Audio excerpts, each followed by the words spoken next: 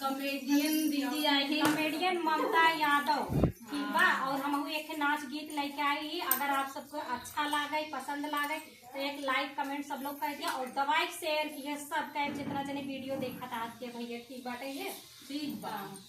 चला अब कैसे लागे बताया जरूर, कमेंट में जरूर बताया। सीता के मुख पे चंपा कली हरी लैगा रमणवा कौने गली हरी लैगा रमणवा कौने गली। सीता के मुख पे चंपा कली हरी लैगा रमणवा कौने गली हरी लैगा रमणवा कौने गली। सोने की थाली में जेवना बनाए, सोने की थाली में जेवना बनाए, जेवन सीता व्याकुल खड़ी हरी लैगा रमणवा कौने गली हरी लैगा रमणवा कौने गली हरी लैगा रमणवा कौने गली हरी लैगा रमणवा कौने गली। सीता के मुख पे चंपा कली हरी लैगा रमणवा कौने गली हरी लैगा रमणवा कौने गली हरी लैगा रमणवा कौने गली हरी लैगा रमणवा कौने गली।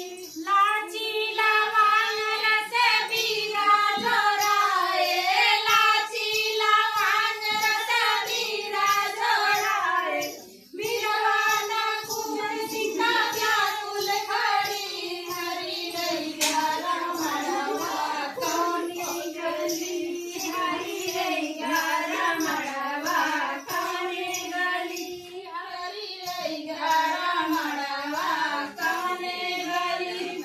सीता के मुख पे चंपा कली हरी लैगा रमणवा कौने गली हरी लैगा रमणवा कौने गली लैगा रमणवा कौने गली। सोने के घैला में गेरुआ बनाए, सोने के घैला में गेरुआ बनाए, गेरुआ ना घोड़ सीता व्याकुल खड़ी हरी लैगा रमणवा कौने गली हरी लैगा रमणवा कौने गली हरी लैगा रमणवा कौने गली हरी लैगा रमणवा कौने गली।